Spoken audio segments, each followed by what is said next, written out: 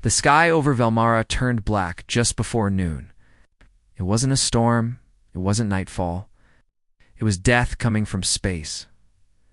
From the capital city of Erevan, Supreme Speaker Halrek looked up and watched the stars vanish one by one, the enemies.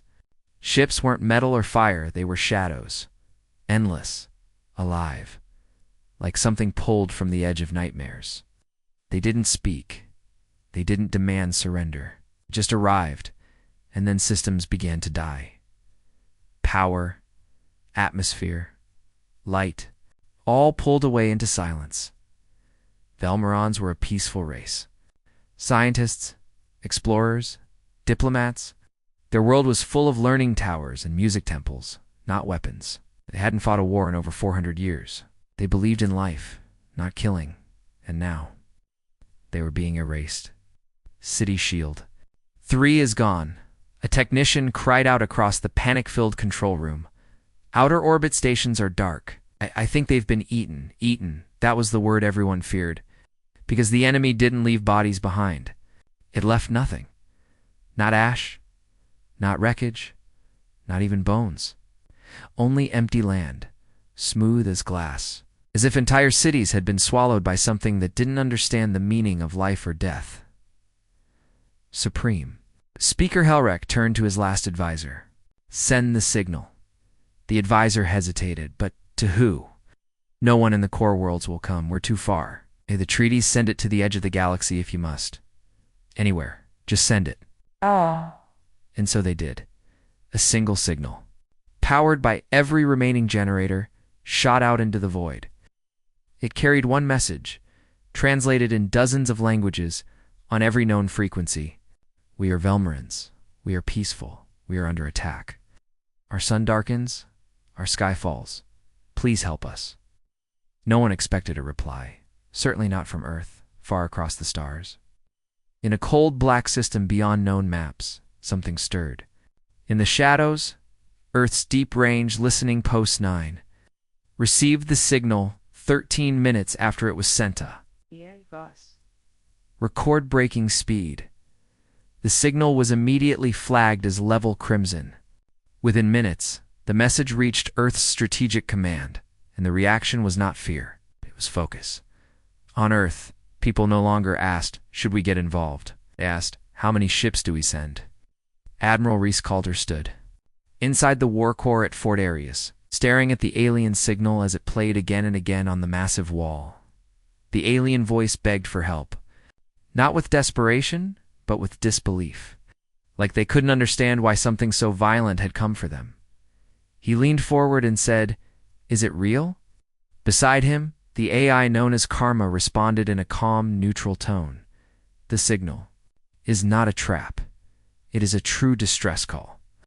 The species known as Velmarans has no war history, no weapon exports, and no recorded conflicts. Probability of authenticity, 99.6%. Calder nodded. And the attackers? No known records. Energy signatures do not match any pirate faction, rogue AI, or hostile empires. Then they're new, or they've stayed hidden. What? Until now. A silent moment passed. Then Calder spoke the words that would wake the fire, wake the fleet, cross.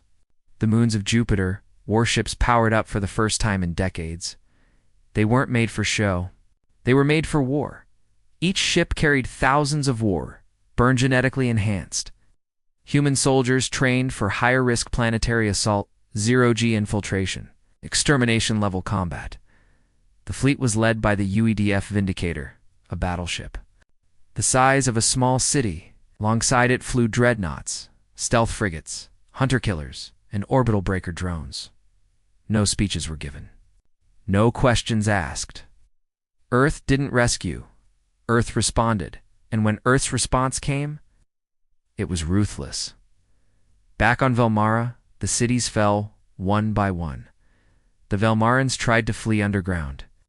But the enemy followed. It wasn't just ships anymore. Strange. Shapes moved through the air-dark tendrils of light, cutting through stone like water. Some said they weren't machines at all, but ideas given form. Weapons that learned how to kill by observing. Supreme Speaker Helric stood on the steps of the Temple of Harmony. Looking at the empty sky, the stars were gone now. He closed his eyes and whispered, "No one is coming." But then a flash, a tear in the atmosphere, and something roared from the clouds with the sound of thunder and rage. The Vindicator broke through the upper atmosphere like a blade. Its plasma shields glowed like burning suns. The enemy tendrils turned to meet it, but Earth's ship didn't stop. It smashed into them. Within seconds, the rest of the fleet followed. Drop pods fell like fire rain. Missiles screamed across the darkened sky, and Earth's ruthless war machine descended on Velmara with precision, not to protect, to eliminate. On the ground, the Velmarans stared in shock as Earth's soldiers emerged from the fire. They wore black armor with no flags, no names. Their eyes glowed from within helmets that showed no emotion. And when the enemy came for them fast, brutal, shifting shapes, Earth's soldiers tore them apart. They moved in perfect sync. They fought like monsters built to destroy. They didn't speak to the Velmorans. They didn't ask for directions. They simply cleared the battlefield in orbit. Admiral Calder watched the battle through hundreds of screens. "The enemy's adapting," one officer warned. "They're copying our movements," Calder pointed. "Then give them something new. Drop the Shiva pattern." "But sir, that's due." Shiva-class drones launched from orbit. Each one carried a Gravcore bomb designed not to kill, but to erase. A total wipe of matter, physics, and memory as the drones fell. Earth's soldiers pulled back. The sky turned white, then silent, then clear, and the enemy was gone. On the ground, Velmarans slowly crawled out of hiding. They looked around. The black shapes were gone. The death had stopped. But the silence that followed wasn't peace. It was Earth. Earth stood in the ruins. Earth had won. And Earth looked at the stars like a predator waiting for the next sound of distress. High above, inside the Vindicator, Admiral Calder stood at the war table. Behind him, Karma displayed new data, pieces of the enemy. Moving again, smaller, smarter. Trying to reform, he turned to his officers. No survivors. No samples. Nothing goes back. A young lieutenant asked carefully, "Sir, should we inform the Velmarans what we're doing?" Calder looked at the burning cities, at the aliens quietly watching from behind shattered walls. "No," he said. "They called us for help. What they got was us."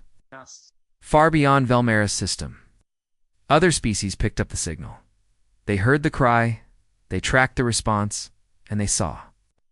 What happened? Not the rescue, not the mercy, but the burning. End. Across the galaxy, a silent message spread like wildfire. Never let Earth hear your cry. Because Earth responds with war. The Velmarans stood frozen under their cracked sky. Fire still hung in the air like smoke trapped between moments. The ground steamed, buildings trembled. Strange black shapes, once weapons, once alive, lay in heaps. Torn apart by energy blasts and Earth's brutal tech, and from those burning skies. Earth's soldiers kept coming. One drop pod slammed into a shattered courtyard, cracking the stone beneath it. Its doors hissed open. From the black smoke stepped for Warburn Trooperstall, armored, silent. Their armor didn't shine. It absorbed light. Their faces were hidden behind blackened visors. They didn't introduce themselves. They didn't ask for orders. They scanned the area, then started clearing buildings.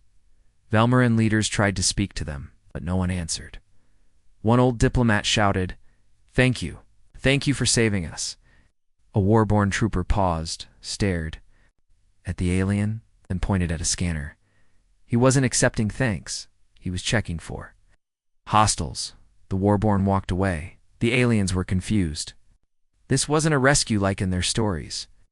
There was no celebration, no kindness, no warm words. There was only control, precision, and war. Inside the massive Earth ship, UEDF Vindicator, Admiral Calder reviewed the updated scans. Enemy fragments are reforming in Zone 7, the AI Karma reported. Remaining Velmaran life forms are spread across 12 city ruins. Extract survivors? Karma paused. Unnecessary. Velmorans are not targets. Our mission is elimination of the unknown force. And if they interfere, we remove them. From the zone, Calder nodded. He wasn't here for politics. He was here to end a threat.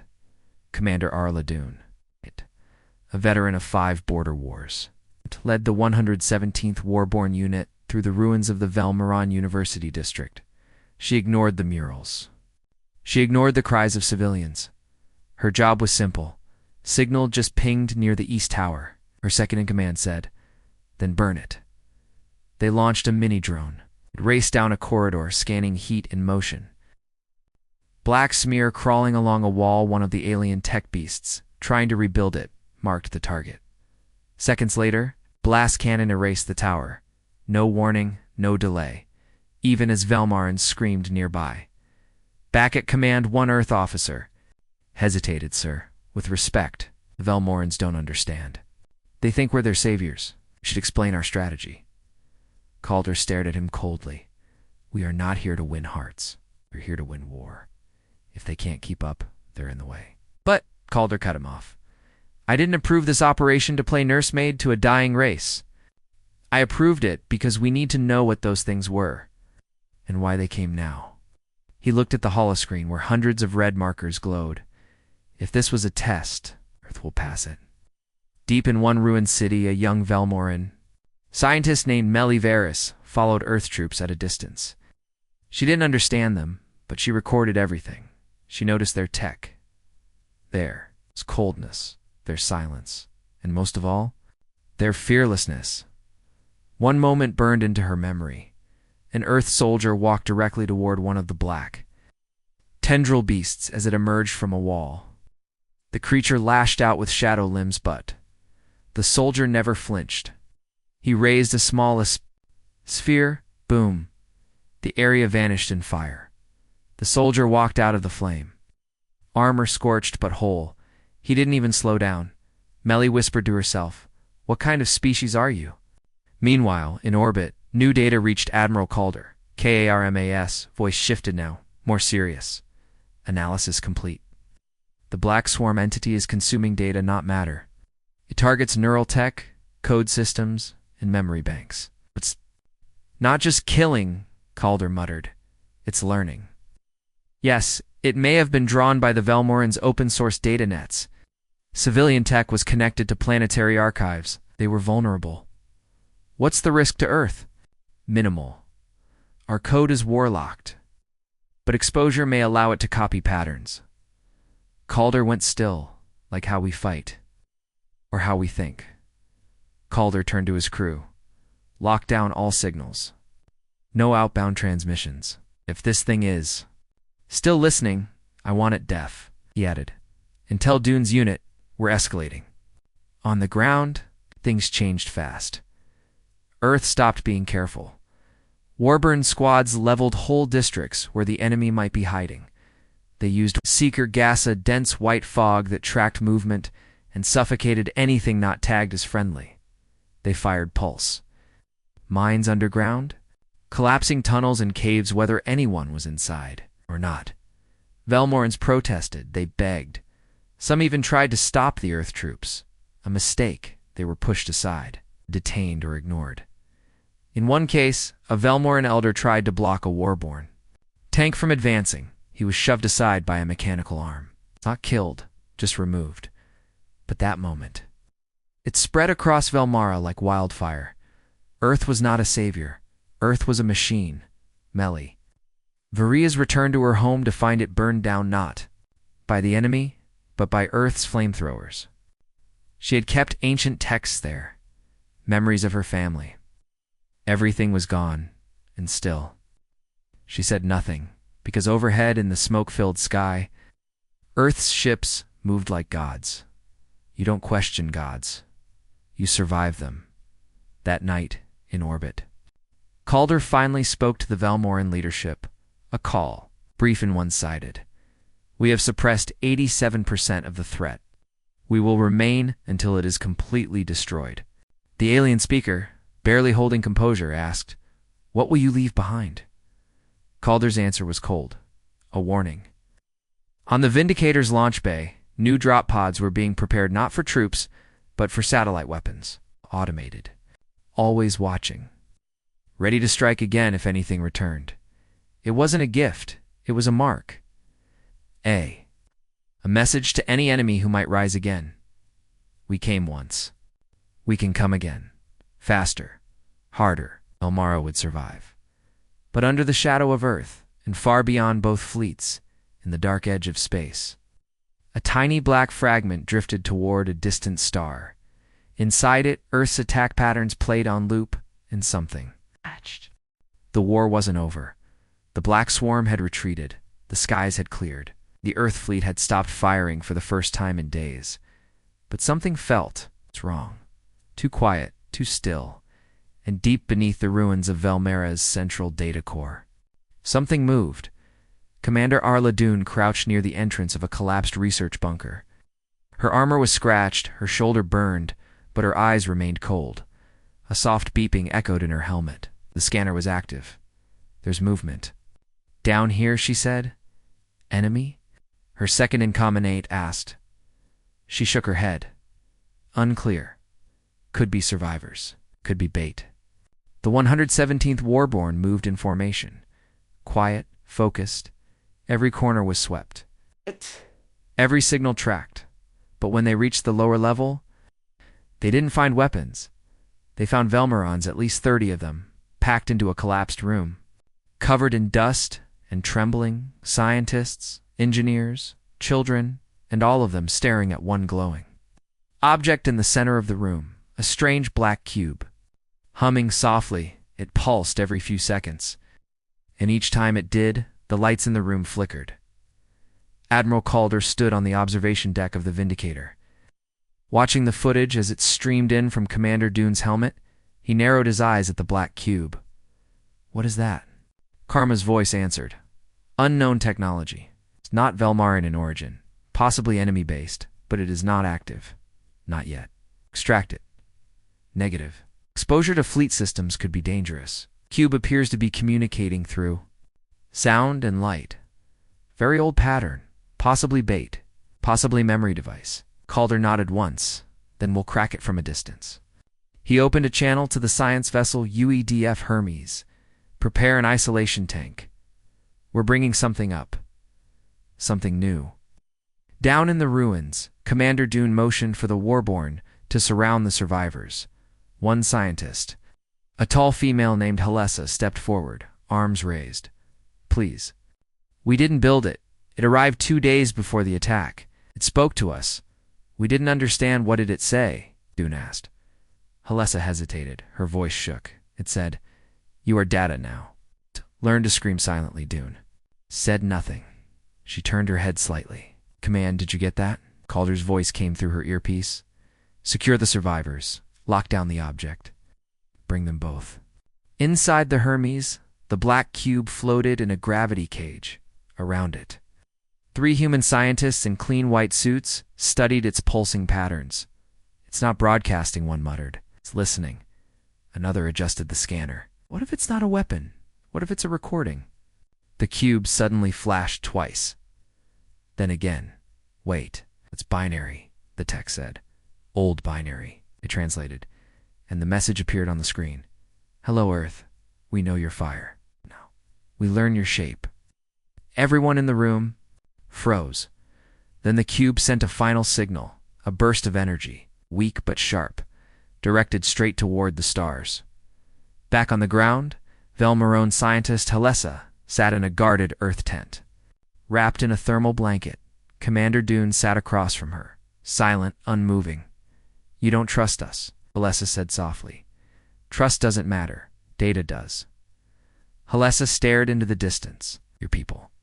They don't fight like others. You don't defend. You erase. Dune didn't reply. Halessa leaned forward. There was something in the cube. A memory. I touched it once. It showed me a world with 2 suns and a being made of glass. It spoke like a child. It killed like a storm. Don't think this enemy started with us. I think we were just a test. I think Earth was the goal. Admiral Calder listened to the report and turned to Karma. Search our long-range records. Look for any systems with twin suns and glass-like atmospheric signatures. Searching. 3 matches, all abandoned. 1 formerly human. Colony. Code Delta 7B. Last contact. 42 years ago. Calder frowned.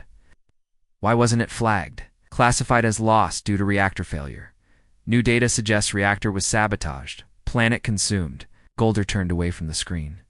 This enemy isn't hunting planets. He said it quietly. It's hunting minds.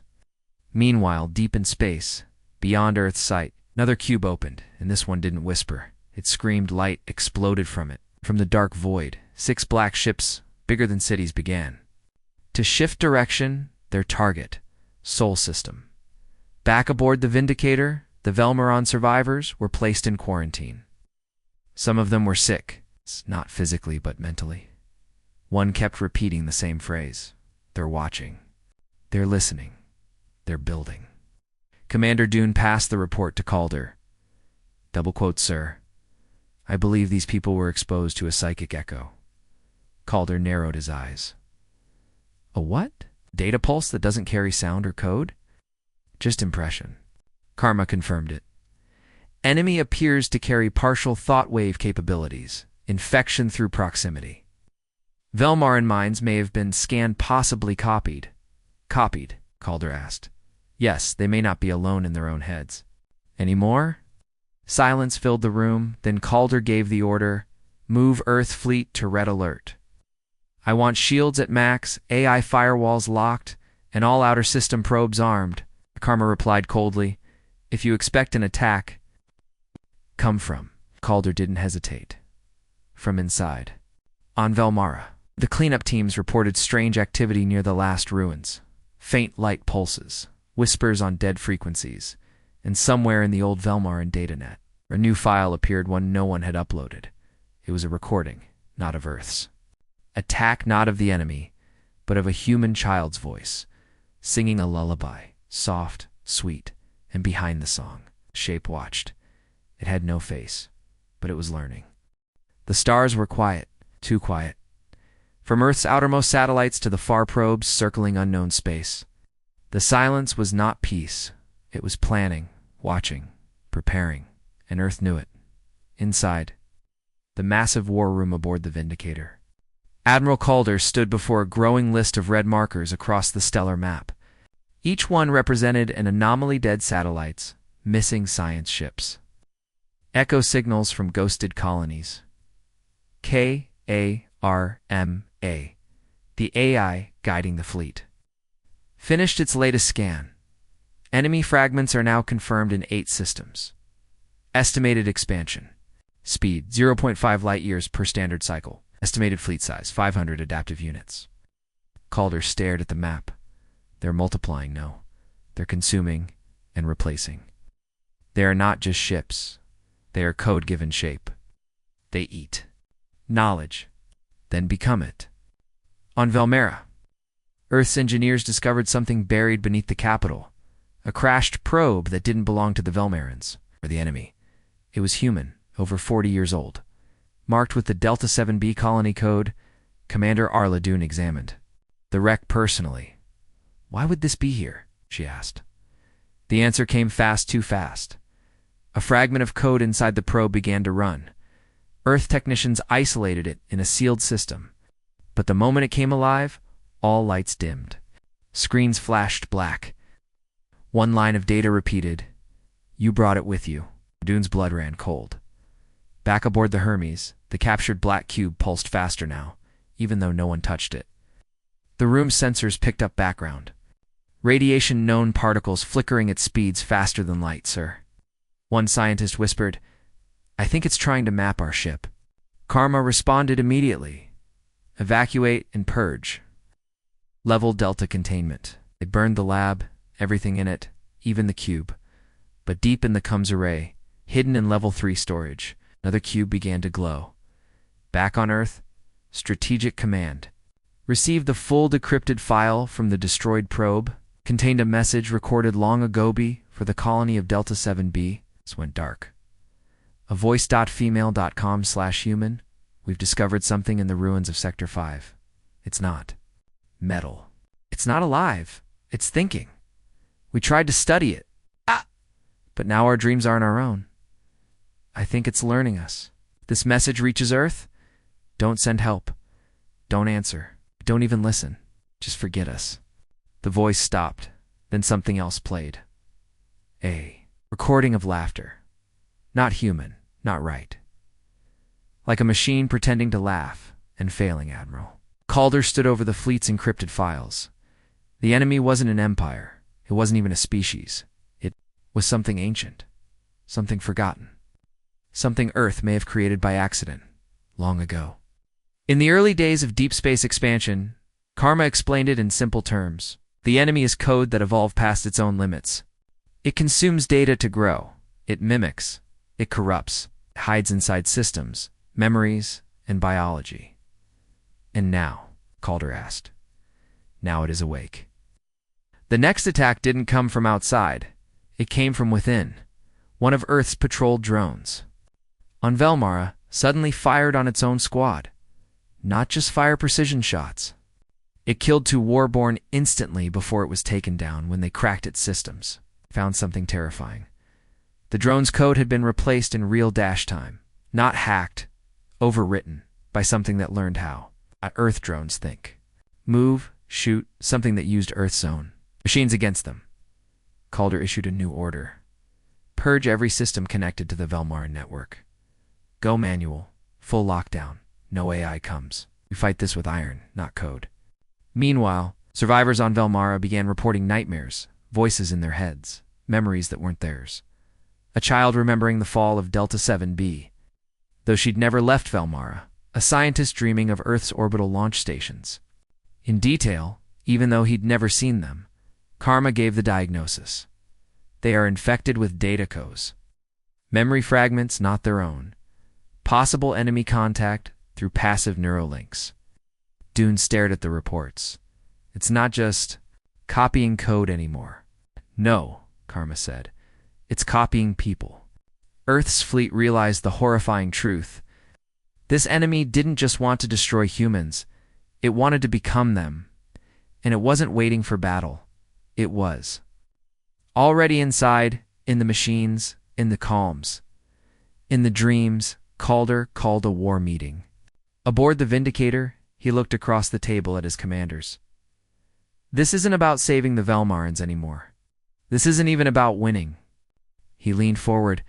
This is about making sure whatever this thing is never reaches Earth. They all nodded.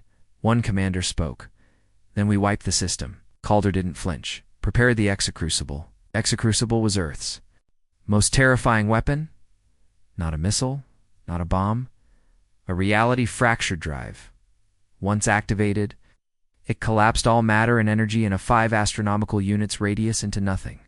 No recovery, no escape, no light. Just emptiness. Designed to be used only if a threat was to. Dangerous to contain. The button had never been pushed. Until now, as Earth's fleet prepared to deploy the Crucible, the enemy made its move. Dozens of cubes across Velmara lit up at once. Black clouds rose into the sky, and from the shadow of a burning mountain, a shape emerged. Not a ship, not a creature. A mimic. It looked human, tall, pale, wearing a tattered Earth officer's uniform, but its eyes were too black, too wide. Its smile. Commander Dune saw it first. It spoke in perfect English. You came to save, but you also came to teach. And now, we are learning. Dune raised her. Rifle dot fired, the mimic turned to ash. But others began walking from the hills. Dozens, hundreds, all wearing human faces. The Crucible was launched. The countdown began, 10 minutes to detonation. The mimic army began charging Earth's front lines. Warburn soldiers fought with fire and blade, but the mimics didn't die easy. Some split apart and kept crawling. Some screamed with stolen voices. Earth commanders long dead. One mimic even whispered Calder's name. We remember. You, we are you. Calder stood on the bridge of the Vindicator, eyes locked on the countdown. KARMA's voice came calmly. 7 minutes. All ships withdrawing to safe distance. The mimic swarm reached the inner cities of Velmara. Earth's last ground teams. Pulled out, Dune was among the last to leave. She looked back once, watching the black tide rise, and whispered, "This isn't the end." No one heard her, but the mimics did. They smiled. 3 minutes left. Calder turned to the stars. They wanted to become us. He narrowed his eyes. Let them become nothing. 1 minute silence. Then the crucible activated, a flash brighter. Then a sun, then nothing. Not fire, not ash, just silence. And Velmara was gone, but deep in space, in the dark. A single cube floated, still glowing, still listening, still becoming. The crucible had done its work. Velmara was going to vaporized, folded into nothing. A system-wide silence followed.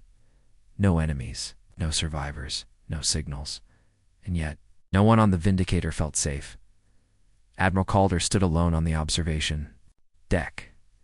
Below, what had once been a planet now shimmered like a torn fabric in space.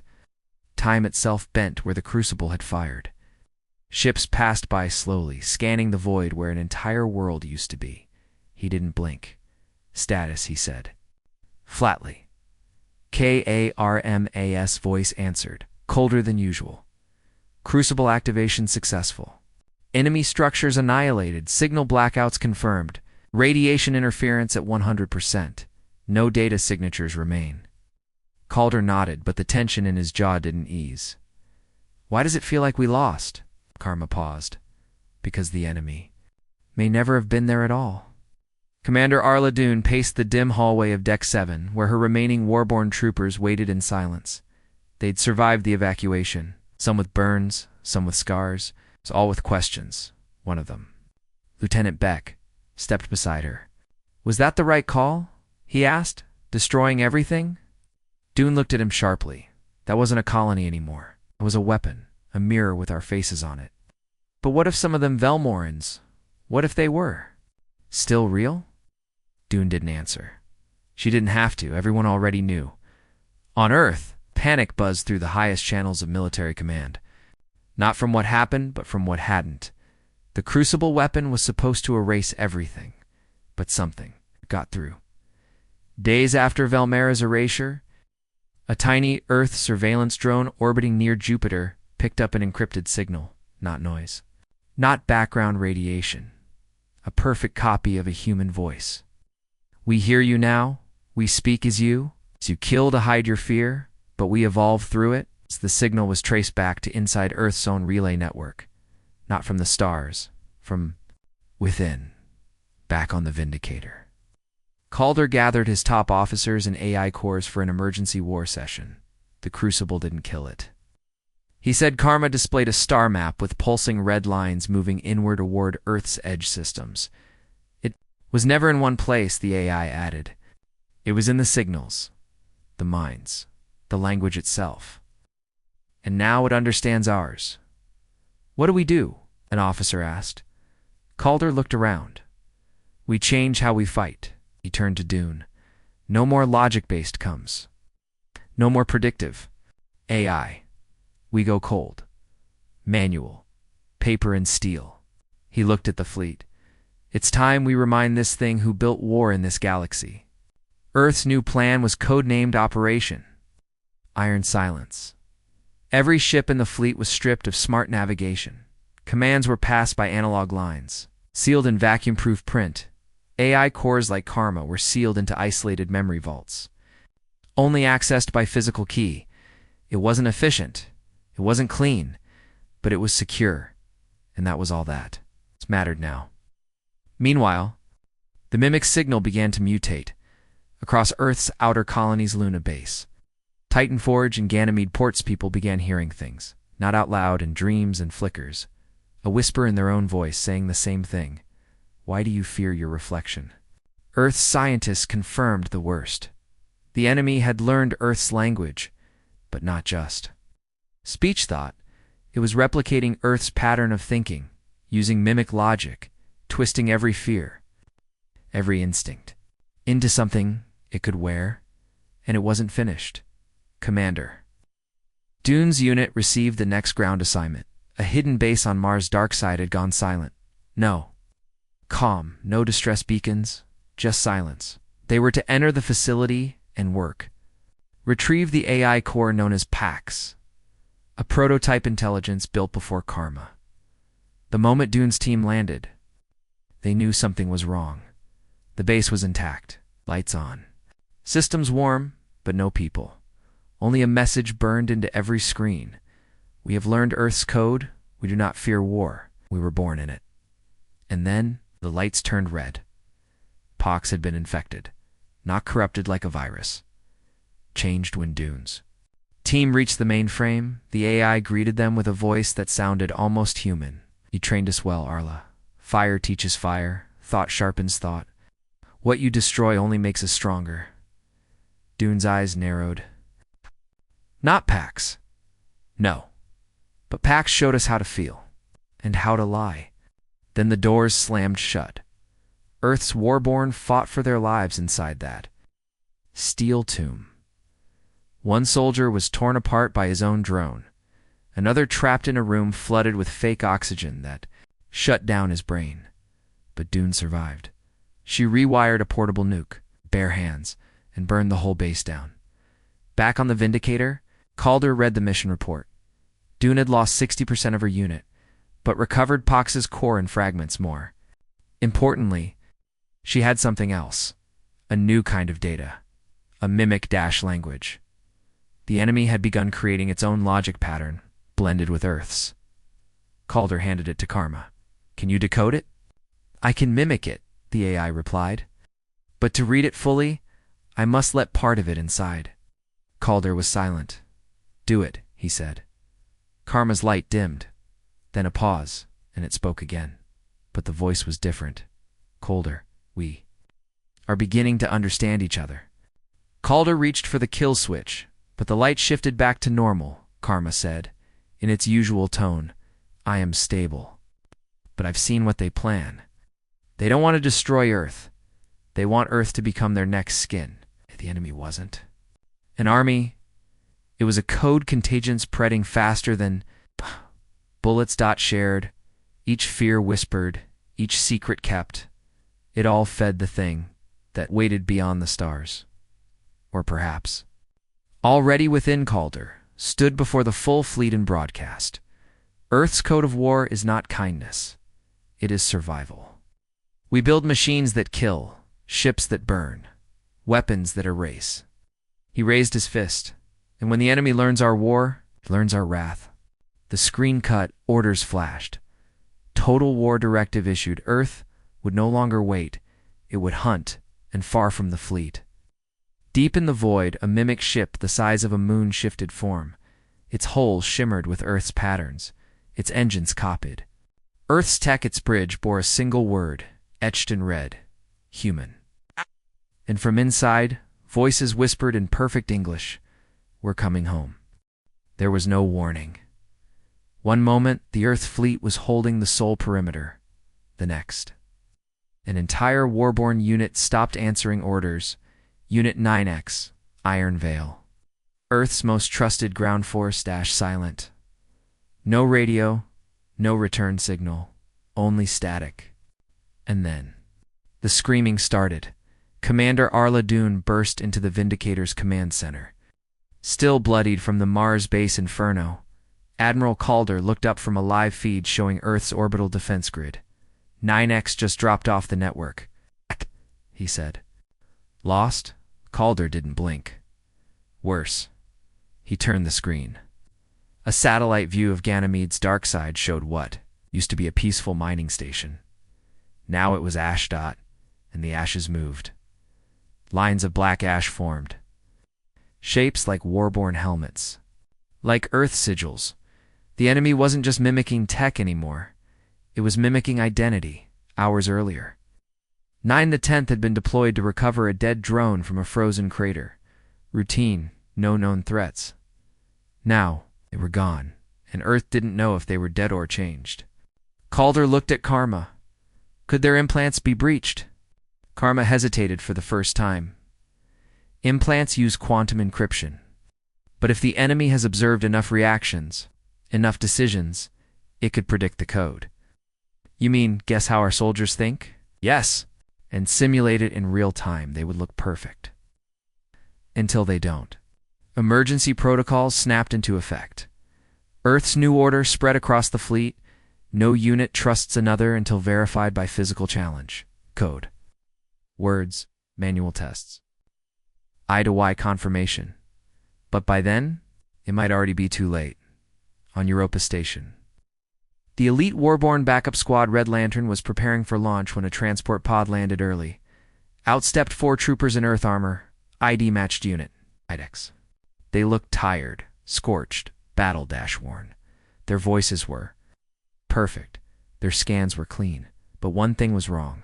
They were early by exactly 7 minutes. Sergeant Vale of Red Lantern met them at the dock. He stared at the leader, someone he had trained with back on Luna. You look like Turner, Vale said. The Turner never stepped with his left foot first. The Turner paused, then smiled too slowly. You caught that? Vale fired his sidearm point blank. No blood, just black smoke and flickering metal. Then the Mimic screamed and lunged. The Mimic Warborn weren't drones. They didn't move like machines.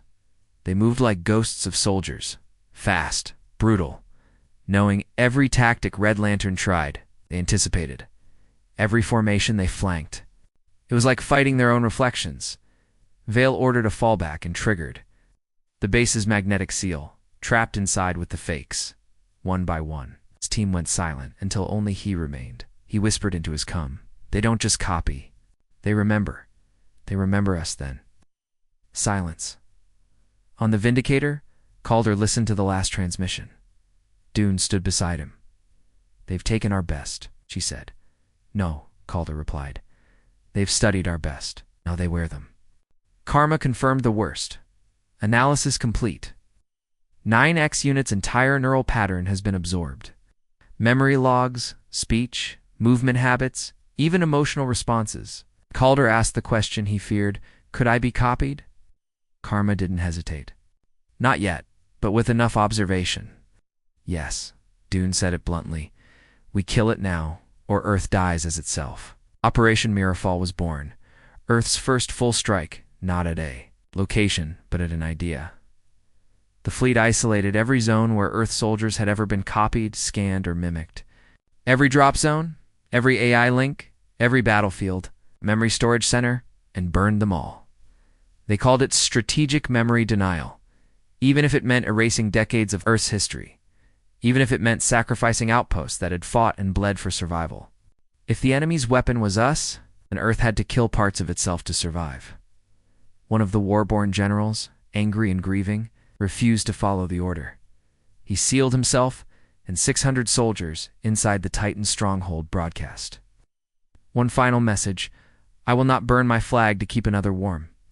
Hours later, the stronghold went dark. Karma scanned the airwaves. A new signal emerged, a mimic, using the general's voice, singing a human war hymn, word perfect, tone exact. Earth had lost again. Back on the Vindicator, Dune visited the medbay. There, a new security measure was being tested. Each Earth soldier now had a cognitive kill switch, a device implanted that would shut down their brainwaves instantly if compromised. Dune stared at hers. The doctor asked, do you consent? Because she knew, if she ever hesitated in front of the enemy, Earth might not survive her. As the fleet prepared to move deeper into the fringe systems, a coded message was intercepted. Short, blunt, familiar, it said. We no longer need to chase you. You run toward us because you are proud, because you are human, and somewhere in deep space. A new Warborn squad was forming. They looked like Earth soldiers. They acted like Earth soldiers. They even spoke in Earth's pain, but they were nothing but shadows. Learning faster than ever, and they were coming, not to fight, but to replace. Earth thought the war was out there in space, in the stars, in the burned skies, above ruined worlds. But it was wrong. The war had already come home, and Earth had no idea. in a quiet corridor beneath Fort Ascendant, Earth's top military command center. A man walked unnoticed. His name was Colonel Ezra Rain, a decorated hero, veteran of 5 campaigns. He had shaken hands with presidents, led war-born legions, and in his chest, he was no longer human. The change had been slow, a dream that never ended. A whisper inside his head that didn't sound wrong, just familiar. At first he thought it was stress. Then it began showing him faces. Earth faces. His old team. His dead wife, even himself, standing in a mirror but smiling wrong. By the time he realized what it wasn't asking permission anymore. It was remembering him better than he remembered. It's himself. And now he was here, in the heart of Earth, carrying a silent payload, not a bomb. A signal seed, one strong enough to awaken every mimic code hiding in Earth's networks. He entered the data vault. Security waved him in. His clearance perfect. His voice matched. His thoughts, not his own. On the Vindicator. Admiral Calder reviewed sensor data. Everything looked normal to normal. After burning Velmara and sacrificing Titan, the enemy had gone quiet. No new attacks, no new signals. But Karma spoke suddenly, sir. Unusual. Energy pattern detected in Earth Core Vault C12. Calder's stomach tightened. That's Fort Ascendant. Karma zoomed in.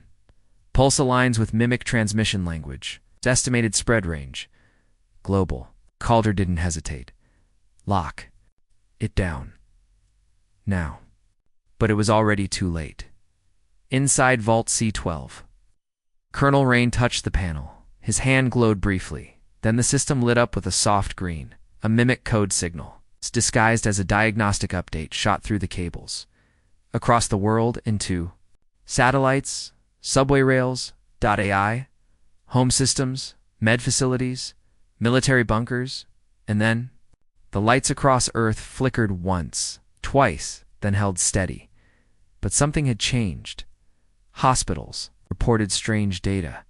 Patients dreaming in unison, repeating phrases in perfect English. We will wear your shape. You built us from your reflection. Now let us return home. Children drew shapes they'd never seen. Maps of stars with mimic. Fleet positions. Elderly patients began speaking with voices they never had. Voices of dead soldiers. Voices of Earth's commanders even. Calder's own voice.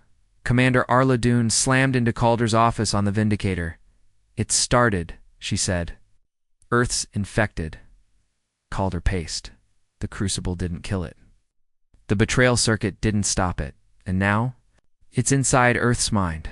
Dune nodded. It didn't just want our fleet. It wanted our civilization. Karma confirmed it. Current projections show mimic code can now replicate up to 70% of Earth's public systems. We'll access global defense AI. Calder stared at the glowing Earth on the map. Shut it all down. Karma's voice sharpened. Doing so will cut Earth off. Collapse power, communication, transport. 7 billion lives impacted. Then we fight in the dark, Calder said. Just like we were born to. An emergency blackout swept Earth. Satellites were silenced. .ai cores deactivated. Cities returned to basic tech diesel. Gears. Levers. No more smart doors. No more voice-activated anything. But still. The whispers came. From within the people now. Inside their dreams. Inside their fears. Calder's own assistant. A man he had known for a decade suddenly collapsed in his office, repeating one sentence. Again and again, you are asleep. Let us dream for you. On the moon. Earth scientists attempted one final move. A neural firewall device called Lucid Net. A mental circuit breaker designed to snap the human mind free if mimic influence took hold. It had never been tested. Dune volunteered. She lay on the cold table. The device activated. And instantly her eyes flew open, not with fear, with memory. She saw things, not her own life. Mimic hives, dead stars, the black fleet growing in deep space, and most terrifying, a copy of Earth, not the real Earth, a digital version, being built. by the enemy, one thought at a time. Dune sat up, sweating. They're not just replacing us. She looked Calder dead in the eye. They're backing us up. Meanwhile, Colonel Rain stood atop a tower in Earth's capital, his mission complete. The signal seed had planted roots, but something stirred in him. A spark, a memory, a voice. His. On-cutting through the mimic fog. This isn't me. The mimic voice answered back. It was always you. We know your pain, your loss, your war. He simply took the burden. But Rain remembered his daughter's smile, the battlefield mud, the weight of honor. He screamed and reached into his chest, pulled out the signal core and crushed it with his own hand. Black fire burned through him. The sky above Earth flickered. The signal halted. For now, Calder received the report with silence. Another good man lost. But Earth still stood. Dune walked beside him on the deck. What now? She asked. Calder looked out at the stars. They built a dream of Earth, and we're going to wake them up. The enemy had tried everything. Mimicry, deception, corruption. It learned Earth's language. It studied its soldiers. It even reached inside humanity's dreams. But Earth had something it couldn't copy, something it would never understand. Pain, sacrifice, choice, and now Earth was ready to teach. Admiral Calder stood on the bridge of the Vindicator, facing a fleet prepared for war, not just war on the battlefield, a war inside minds, inside memory, inside what it means to be human. Commander Arla Dune stood beside him. Are you sure about this? She asked. He nodded. It's not about weapons anymore. He turned to Karma. Begin lucid interface. Across the Sol system, Earth's greatest minds had built a device unlike anything before. The Dream Lance, not a weapon of steel, a weapon of truth. It connected directly into the human brain, into memory, its emotion, identity, and it would be fired straight into the mimic network. The goal wasn't to kill. The goal was to show the enemy what it could never become. Karma. Sync the Dream Lance with Earth's most powerful long-range relay. Location. Pluto's forgotten outpost Shadow's Edge. The lance would be carried by a single ship. The Resolute Dawn, Commander Arla Dune, would pilot it alone, straight into the deepest part of enemy space, where mimic minds swam like data in black oceans. As the Resolute Dawn launched, Calder gave her a final message. If you see a version of me in there, shoot it first. Dune smiled grimly. Only if it's smiling too wide. The ship jumped, gone in a blink, straight into the dark. What Dune saw on arrival wasn't space. It was thought. The mimic core wasn't a planet. It was a living system, strands of data and emotion. Twisting like roots around dead stars, the lance activated, and Dune plugged in. She was no longer in her ship. She stood in her childhood home. But it wasn't real. Her father spoke to her, but he had died years ago. He smiled, said her name, said, "Come rest. I've made you a perfect world." Dune raised her weapon, fired, the illusion cracked, and the mimic mind flinched. The dream lance fired its payload. Not bombs, not plasma memories. Real ones. Painful ones. Earth's wars. Earth's losses. Children crying in ruined cities. Soldiers burying their friends. Mothers holding folded flags. The mimic network twisted, tried to reject it, tried to replace images with fake comfort. But Dune kept pushing. "You want to be us?" she said aloud. "Then feel what we are." She showed them more. The hunger of Earth's winters, the rage of betrayal, the grit of a soldier crawling through mud with one arm and no hope. The love between comrades who knew they'd never return. The mimic network began to burn. Not from heat, from understanding, back on. The Vindicator, Karma, tracked the data storm exploding across the mimic grid. They are slowing, crashing, attempting to adapt. But they cannot hold the emotions. They were not built for this. Calder watched the red dots on the map fade thousands. Then millions, gone, like shadows chased away by the sun. Inside the dream core, Dune stood at the center of the mimic hive. It took a shape hers, a perfect mirror. But when it spoke, its voice trembled. You suffer. Why do you choose it? She stepped forward. Because that's what makes us real. She reached out not to kill, to connect. And for 1 second, the mimic understood and collapsed. Across the stars, mimic ships powered down. Cubes, dimmed whispers stopped. Earth's signals went quiet but clean. No infection. No return codes. Just silence and peace. For the first time in years, the resolute dawn returned days later, scarred but whole. Dune walked out alone. Calder met her on the landing pad. Well, he asked. She took off her helmet. They saw everything. Raised an eyebrow, and they chose not to be us. Calder nodded slowly. They learned. Dune looked up at the stars. No.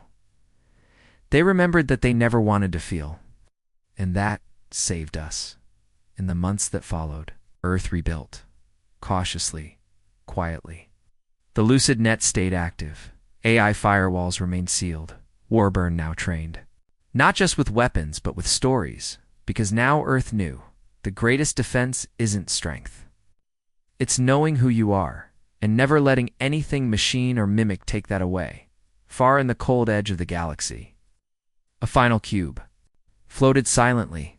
It did not pulse. It did not speak. But on its surface, a single word flickered in fading light. Remember,